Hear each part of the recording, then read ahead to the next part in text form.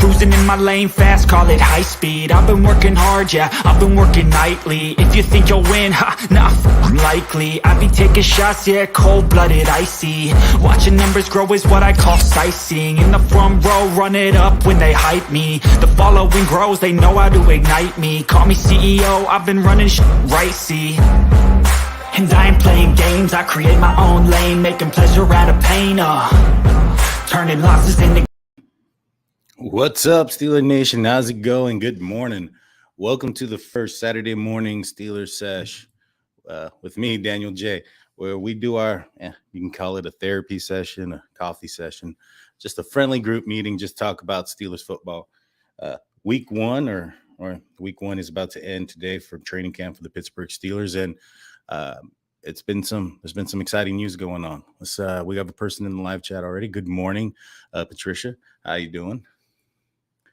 And so today is a Q&A we normally do on Friday nights, however, because, we'll be moving it to Saturday. So if you got any questions, go ahead and bring them up in the comment section. In the meantime, please let me know if you guys can hear me. Hit the like button if you can. If not, let me know in the comment section if I'm coming in kind of bad. I was running a little bit late today. Sorry about that. But, training camp in St. Vincent College in Latrobe. We'll be coming to a close today, the first week. There's a little bit of news out there, a couple of players that were injured. Chase Claypool suffered a shoulder injury, catching the ball and falling to the ground. Coach Tomlin stated afterwards that he was that it wasn't anything significant, and that it shouldn't hinder him in training camp going forward. And so that's some good news. Great. I'm glad I'm sound good. Sound good.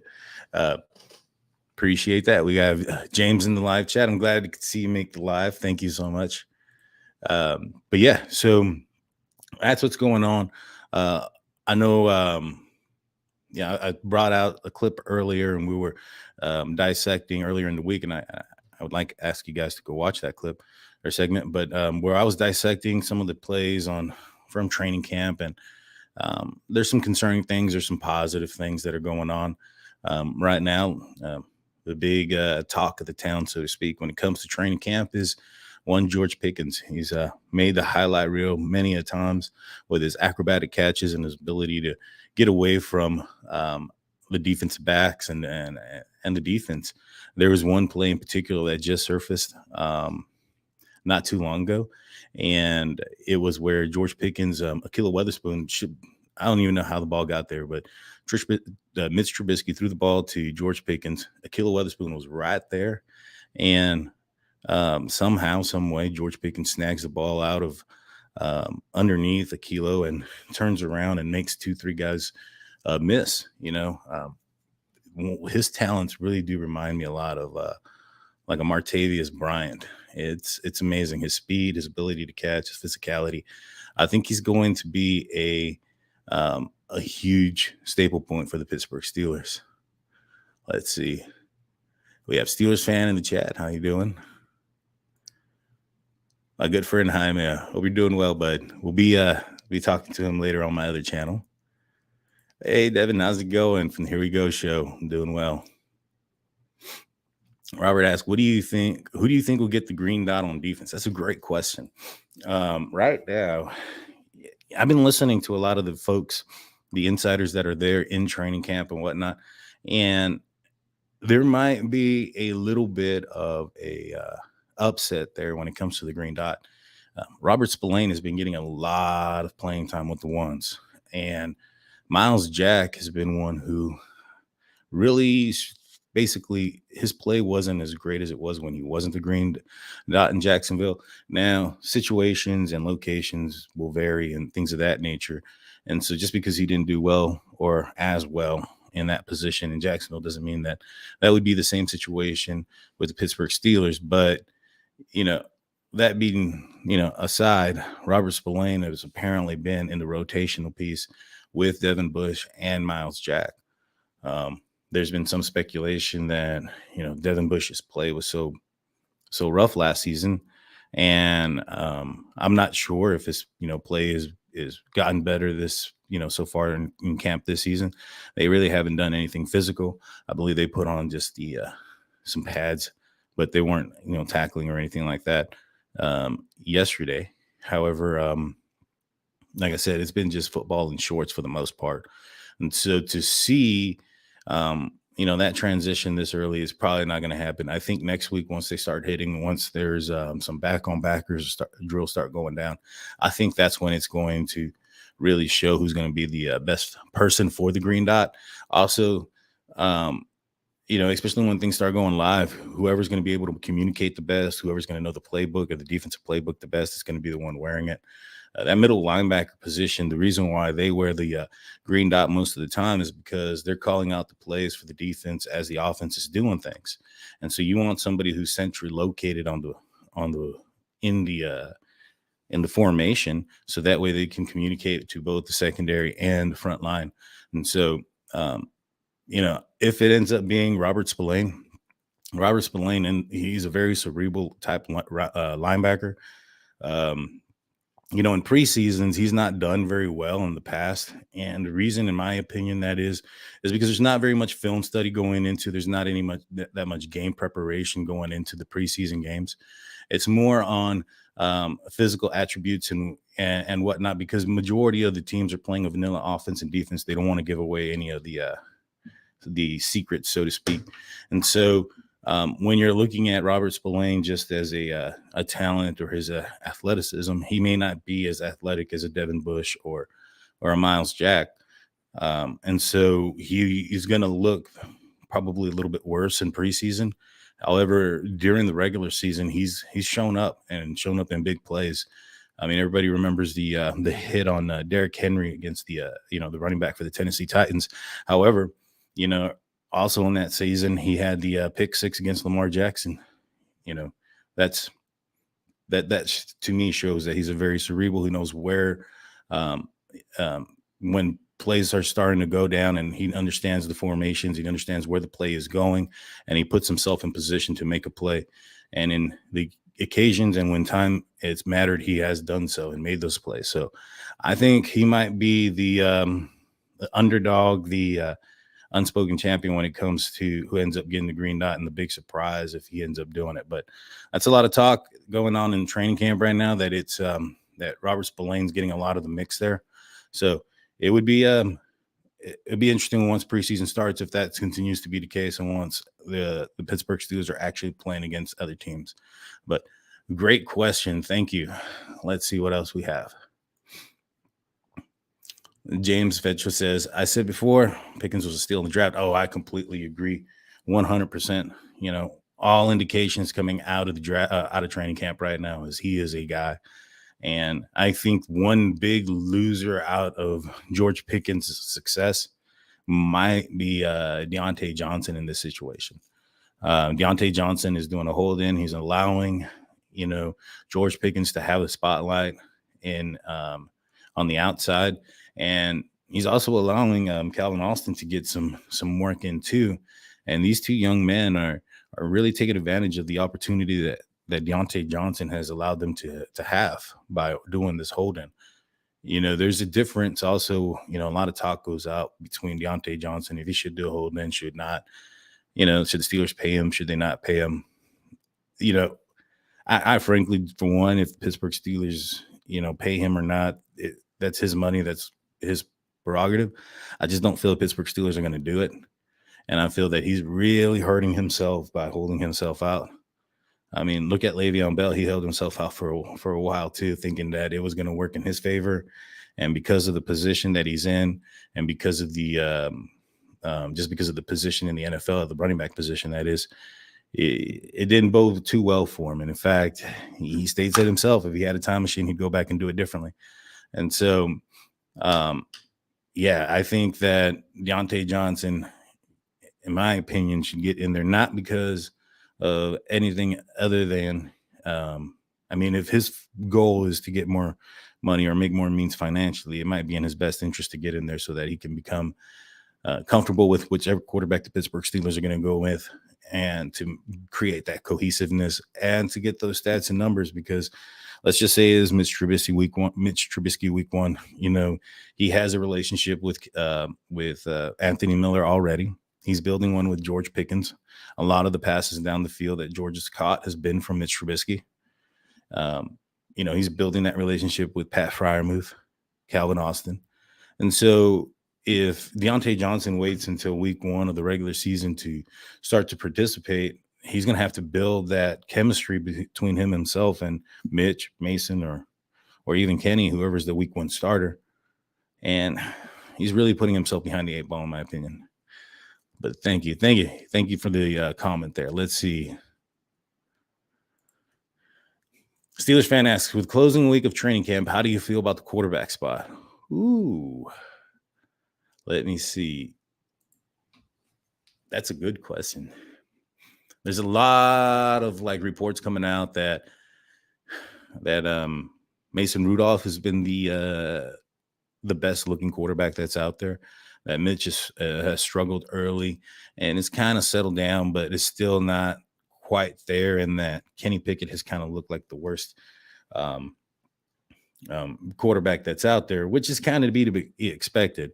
You're going from a college league to the professionals in a high importance position. There might be a little bit of a lag there early on. Now, if he continues to struggle like this into preseason, then there's going to be a bit of a concern going on there. However, I think that the quarterback position it's a little bit concerning, to be honest. The early reports are Mitch Trubisky and Kenny Pickett aren't doing very, very well, and that Mason Rudolph is taking the lead. Now, I would expect that, so to speak, first day or so, just because Mason Rudolph is familiar with the offense and whatnot. However, they're only doing a few plays during practice. It's not like they're doing the entire playbook. And so my concern is what it sounds like is throughout practice as well, is Mason Rudolph is maintaining that lead in the quarterback room. And so, for instance, I understand the first play or the first couple plays, Mason Rudolph's probably going to look better. However, after running the play a few times, Mitch Trubisky and Kenny Pickett should shine more, but they're not. Right now it sounds like Mike Mason's kind of doing a check down, being a check down Charlie kind of guy. And when he is throwing it over deep, he's had a couple of interceptions. It's going to be interesting, but I think it is very early to tell what's going to happen. I think that we're just going to have to wait and see until the bullets start flying in preseason. But I wrote an article for Behind the Steel Curtain, which just came out, and I highly recommend you guys to go out there and read that article. And in that article, I was discussing where I don't think that Mike Tomlin would pull or have a quarterback in there based on politics or based on the argument of whether a quarterback should sit and wait for experience. I mean, sit and wait to learn, their first year, or be thrown in to gain experience, right? And so in that article, I was discussing, that not to count out Kenny Pickett because of the type of coach that Mike Tomlin is. Well, the same thing can go with any quarterback that's in the room. I don't think that Coach Tomlin's going to put out a quarterback on the field just because they're the first round pick, or just because they were a free agent pickup in the draft. Free agent pickup this offseason. I think Coach Tomlin's going to put whoever is the best quarterback for the Pittsburgh Steelers. And I go into my article and I indicate that in 2019, the leash for Mason Rudolph wasn't very long. He had a 3-game winning streak going into a short week on a Thursday night on the road against the Cleveland Browns, where he threw 4 interceptions towards 1 touchdown. And then the following week, he played one bad half in which he had an interception, and at that point, he was pulled. So the leash for Mason Rudolph was only 6 quarters at that point, coming off of a 3-game winning streak. I don't think the leash will be very long, whether it's Mitch Trubisky in there or Kenny or Mason Rudolph. I think if Kenny Pickett finds his way on to the starting lineup at any point in the 2022 season, at that point it's going to be Kenny's time to get the experience and to learn. However, I don't feel that the other two guys' leash are going to be very long, and so Well, that being said, it's I wouldn't be surprised if Mason Rudolph ends up being that week one starter if things continue in the way that they're continuing, which is apparently he went like 4 for 4 with a touchdown compared to like 2 for 4 and 1 for 4 out of Mitch and then Kenny. And so it's early. It's a little bit early to say. However, we'll see. Only time will tell with that one. Thank you for the question. It's a great one. Let's see. Hyman Garza asks, "What is your opinion? In your opinion, what position still needs attention?" Well, there's a few positions that still need attention. In fact, I had an article or a podcast aired today for Behind the Steel Curtain, as I'm their newest podcast member as well, entitled "Did the Pittsburgh Steelers Do Enough in 2022 for the Black and Gold?" And basically, in there, I discuss which positions need to be addressed still, and in my opinion, those positions are going to be on the defensive side still. I think that the third outside linebacker position is one that's going to need still to be addressed, so to speak. You have TJ Watt. It's very, reigning defensive player of the year, done some great things, but behind him is Alex Highsmith, who I've been stating for a while, only had 6 sacks last year. It's one less than Chris Wormley, who was an interior defensive lineman that was rotational, also often injured last season. And with that being said, it's just one of those things where he needs to at least double up. And in my opinion, not having somebody behind him to push for competition is not a good thing. I think last season with Melvin Ingram there, as bad as that ended up turning out early in training camp, I think that situation was great for the Steelers because in training camp and early on in the year, those 3 linebackers, TJ Watt, Melvin Ingram, Alex Highsmith, were all pushing each other and making each other better. Right now, who's behind Alex Highsmith? You have Jannard Avery, you have Derek Tuska, you have Tuzar Skipper. And those guys, in my opinion, aren't guys that the Pittsburgh Steelers should feel any bit least comfortable having. Last year, Taco Carlton played in 11 games. And in those 11 games, he participated in 28% of the defensive snaps. That's significant time on the field in that defensive role. Derek Tuska played in 15 games, and in those 15 games, he played 24% of those snaps. And so that's significant in time from a third outside linebacker. I think that if if Melvin Ingram would have, worked out last season throughout the entire year, then of course Taco and Tuska's snap count would have gone significantly down. But I think that the Steelers still need to address that, not only just because of the amount of time that's out there when TJ Watt and Alex Highsmith are off the field, but also when they're on the field. The Pittsburgh Steelers ran several different schemes on the defense where they had Melvin Ingram, TJ Watt, and Alex Highsmith, all 3 on the field at the same time. Now, I don't think that was a formation or a set of plays that they created once they had Melvin Ingram. I believe that's a formation and a play that, or a group of plays that the Pittsburgh Steelers want to, use.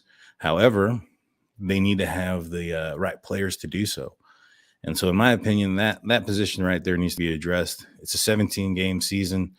TJ Watt takes a lot of breaks throughout the game, not because of injury or anything else other than the fact that the guy just goes extremely hard every single play. And so the Steelers are definitely going to need somebody else on the outside. Thank you. That's a great question. Great question, Jaime. Let's see. Here we go. Show asks, do you have any thoughts you had before training camp that have changed after a few days of training camp? The outside cornerback position. I thought that the outside cornerback position was probably solidified when the Steelers signed Ahkello Witherspoon or re-signed Ahkello Witherspoon and then signed Levi Wallace. Apparently, there's been a lot of rotation in training camp for that position.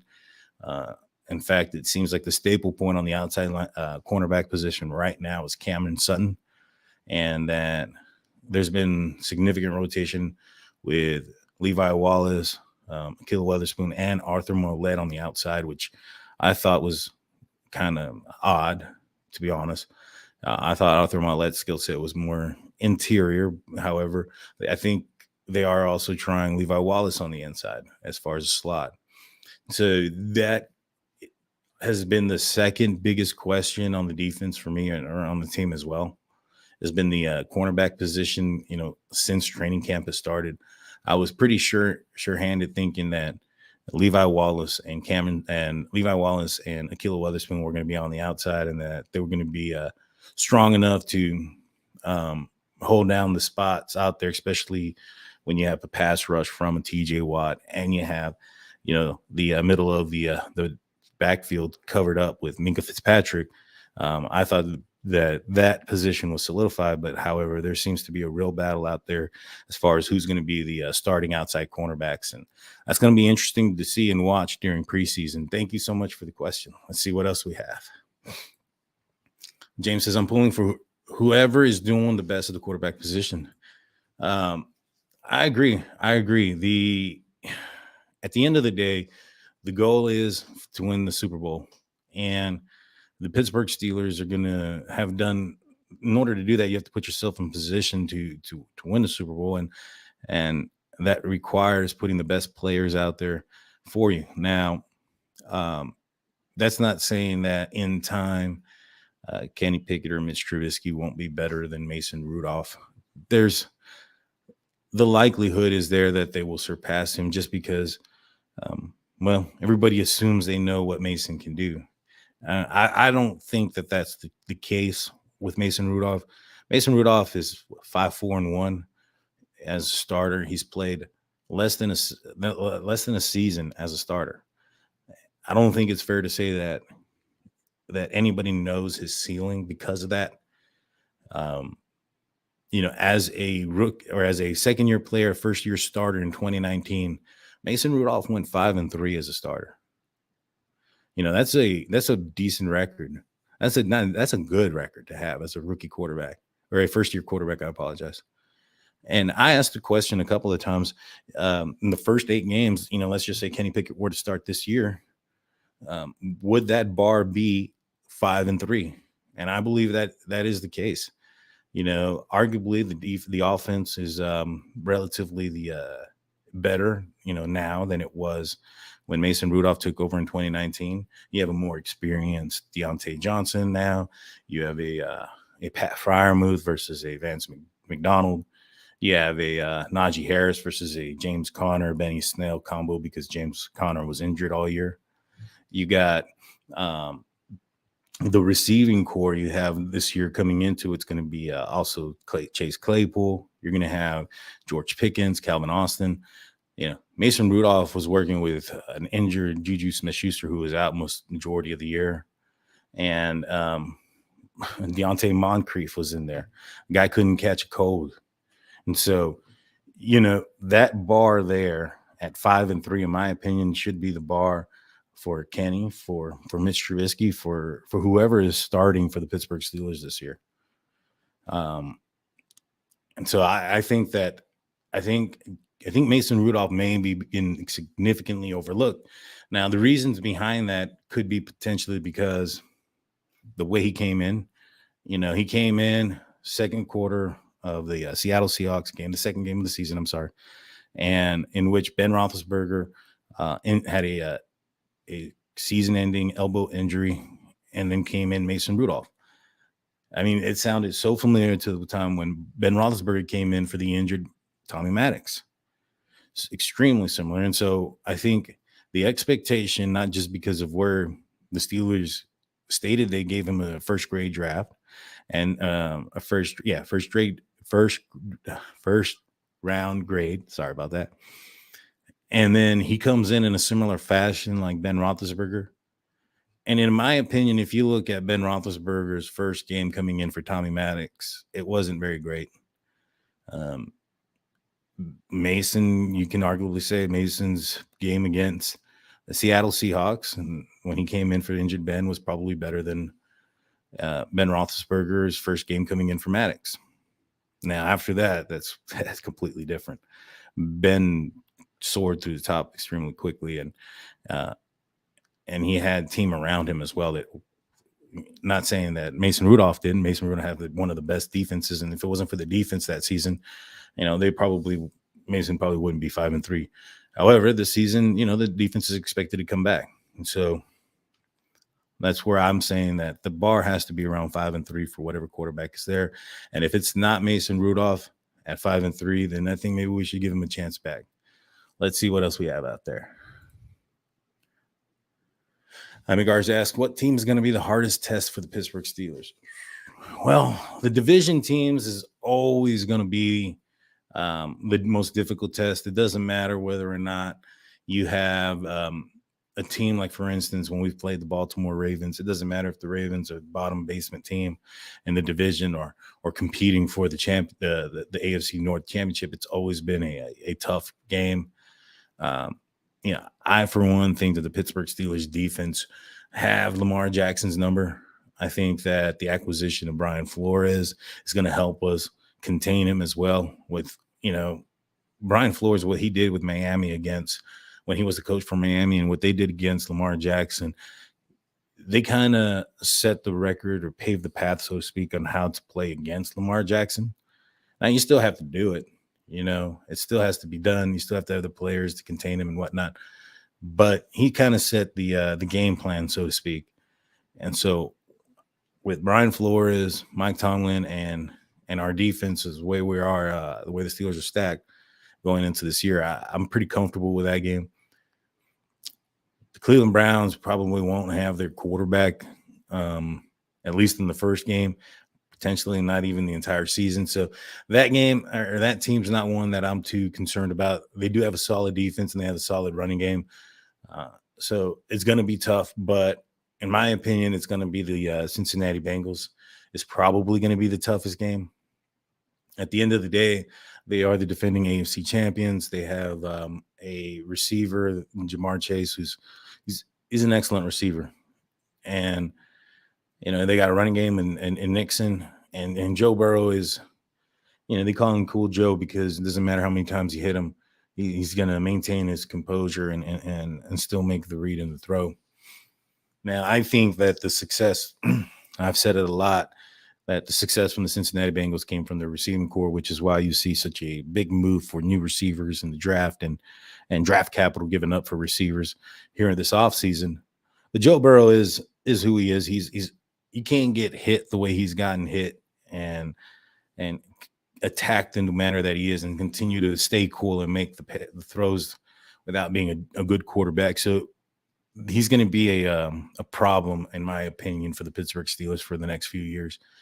But I think TJ Watt's going to be a pretty good answer to that problem. Last season, TJ Watt, wasn't available for the first game. Neither was Alex Highsmith. And then in the second game, forgive me, I didn't watch that game. I had a medical emergency with my dog, and so that game I didn't see. I've watched some of the highlights and whatnot, but from what I remember from the highlights and the stats was, I don't believe TJ Watt got a sack on Joe Burrow, and Joe Burrow was the most sacked quarterback throughout the season last year, or one of the most, and TJ Watt being the guy that's having the record for the most sacks last season. It's just crazy that in those two games it didn't happen, but mainly because of the injury. And so this year, going into Cincinnati, going into Paul Brown Stadium, week 1, TJ Watt's going to be as healthy as he's been playing Joe Burrow since Joe Burrow's rookie season. It'll be exciting to see what what TJ Watt and Alex Highsmith are going to be able to do now that they're healthy going against him. But I think that's going to be our biggest competition, and I look forward to it.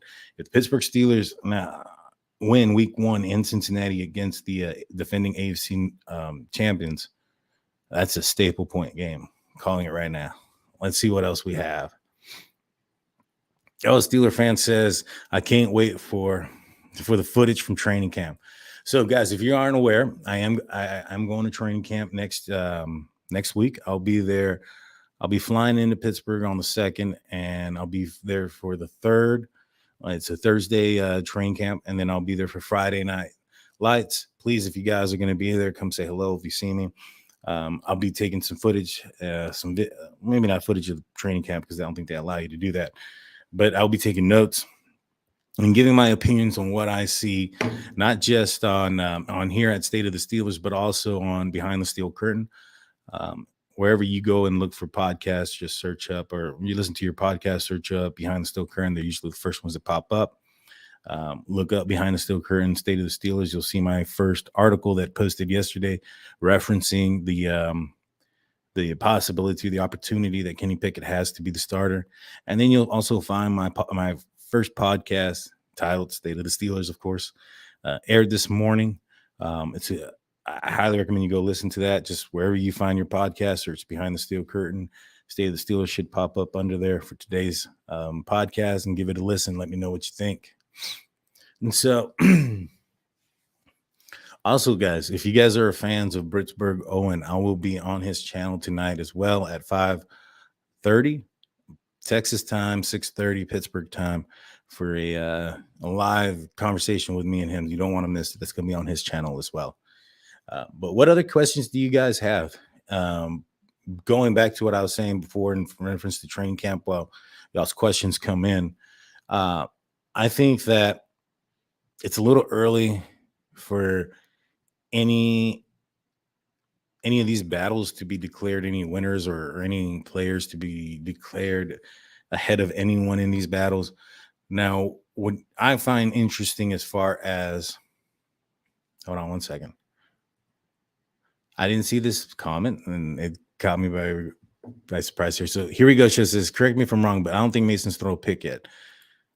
I have not heard him throwing a pick yet either. Devin, that is one thing I've heard about him, is he's been the first couple of games was, the first couple of practices was that he was kind of being a little bit checked down as well, not pushing the ball down the field. But what I did hear was that he was tearing them up yesterday.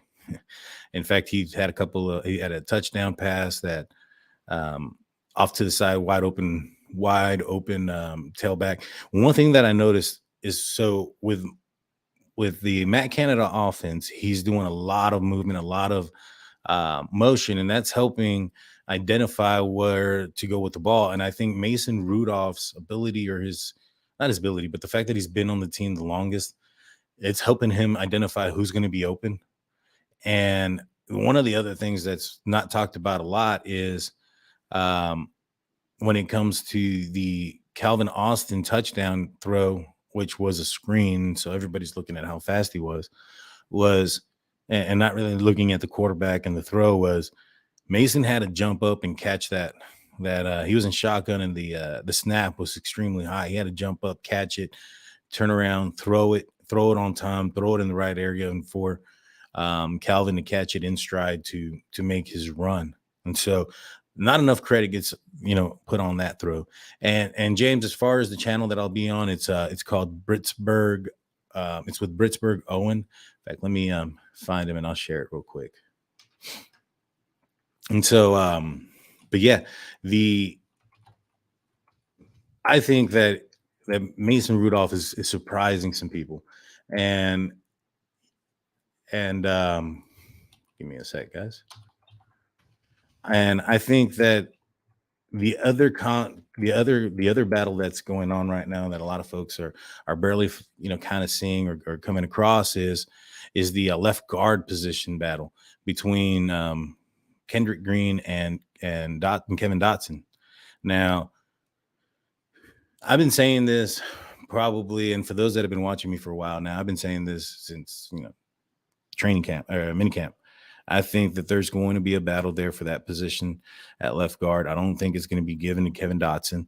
There was some reports last season that he didn't come in prepared. Basically, a lot of folks kind of took the initial break of the report as he didn't come in, conditioned. But throughout the season and now here recently, Kevin Dotson was in an interview where he was asked about that, and he stated that last season, when he was asked about certain plays and questions in the playbook, he would know the answer, but was afraid to give the answer, so to speak, because he didn't want to be wrong. And so it made it seem like he wasn't in his playbook, but he was. And I'm paraphrasing, but that's basically the gist of what he was saying in there. And basically kind of confirming the reports that the Pittsburgh Steelers staff weren't pleased with him. And so one thing that's pretty interesting about that battle position is that it's a left guard position. Kendrick Green is a natural left guard. Kevin Dotson is on the right side, or was naturally on the right side. He's played the right guard in his entire collegiate career and high school career. So it's been a transition for him to move over. And Kevin Dotson's also the people mover type. He's going to get you, pull you, grab you, and take you down the field. Kendrick Green is a pulling type athletic guard. He gets in front of people. You've seen him many times, even as a center last season, where he's running down the field 10, 15 yards in front of receivers on the screen or running backs. And the Pittsburgh Steelers appreciate and love a guard that can pull or center, and I think when they picked up Green, they were seeing the second coming of Marquise Pouncey, because Marquise Pouncey's ability to pull. Now, it didn't work out for Green at the center position. He stated it earlier that it was a position where he said he didn't like it. He came out and said, I didn't like it last year. And he's more comfortable, and he's in the position that he's in at left guard, and that's where he wants to be at. And so I think that position battle there is going to be huge, and I don't think Kevin Dotson has it. And like I said earlier, the Pittsburgh Steelers appreciate a pulling interior lineman, whether it was Marquise Pouncey as a center, David DeCastro was a good puller, all the way back to Alan Faneca was a great puller. And so right now, I don't believe James Daniels is considered a pulling guard. I don't think Mason Cole is considered a pulling center. And so I think the cards may be stacked against Dotson on Wednesday, I believe it was. Green got first reps and Dotson got second reps. Up until that point, they were splitting reps with the first team. So interesting to see. We'll see what happens. Let's see what else. I'm asked, do you have a ritual when you watch the game on TV? Yes, I do. Let's see. Actually, I was going to make a joke, but I couldn't come up with one. My ritual as far as before the game goes, not really, man. I have superstitions during the game that I have. I don't really do anything that has to be done before the game. It's just during the game, I get super superstitious. I turn my phone off. I'll turn it on. If the game's not, going the way I like it, I'll change jerseys. So many different things that happen during the game because I feel like I have some kind of superpower where if I change my jersey, it might affect the game. So I have some weird superstitions, but I don't have any pregame rituals to my knowledge. Maybe I do something that I just do by habit and not really know. I like to get a jog before the game just to kind of I get really antsy and really excited before the game. So try to get my energy out.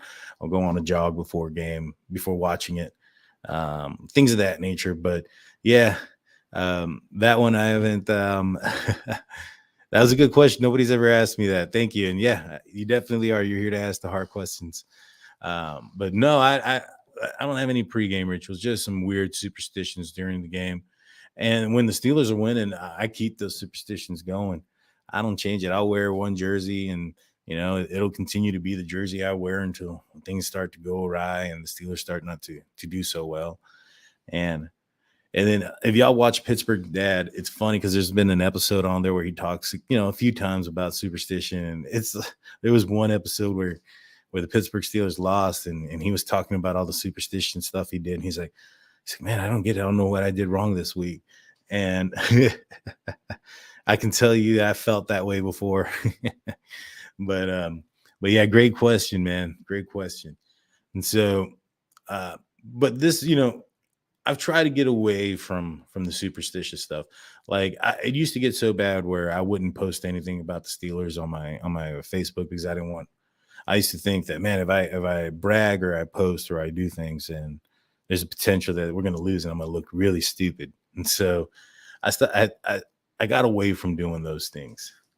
And then the Steelers lost to the Commanders. I'm just kidding. Oh man. Let's see. James says he has so many Don't even want to say. I'm sure everybody does. I mean, superstition is like almost ingrained into us as human beings, so to speak. Whether it's watching a football game, going to or being an artist performing in a on stage for something, or whatever the case may be. Uh, Superstition has just always been a key for human beings, in my opinion. Great question, though, man. Good question. Keep them coming. But yeah, man, I hope you guys like the show. In fact, actually, we're getting kind of close to the end here. Please hit that like and subscribe button. We're going to be doing this every Saturday. If you have questions or comments for the show, you can leave them in the comment section. I'm also, like I said, guys, I'm doing some articles with Behind the Steel Curtain. I'm also doing a weekly podcast. Please go watch those and read that article and listen to that podcast. It'd be amazing if you do so. Also look out for Britsburg. Oh, in fact, I almost forgot to do that. Let me do that real quick. Give me a second.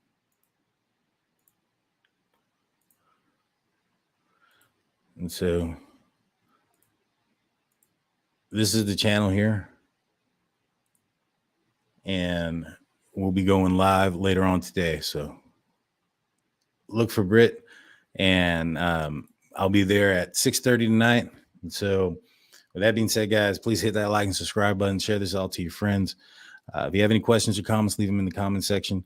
Also, if you want questions that will come out on the Behind the Steel Curtain content and whatnot like that, you can reach me at on Twitter at State of Steelers.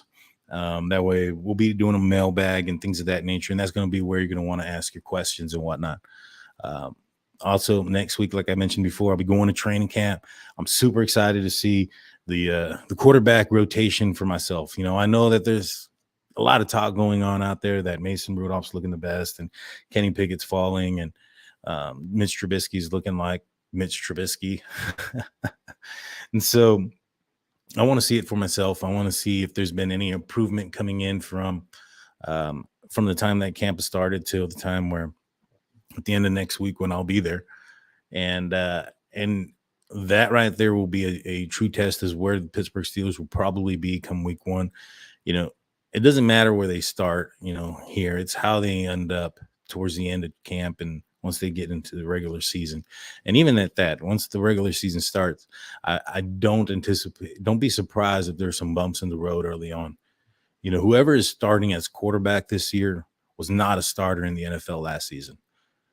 Whether it's Mitch, Mason, Kenny, it doesn't matter. They were not a starter last season. So the expectation can't be that it's going to go as smooth as if it was a franchise quarterback that had been with the Pittsburgh Steelers for the last 18 years. So there's going to be some bumps in the road.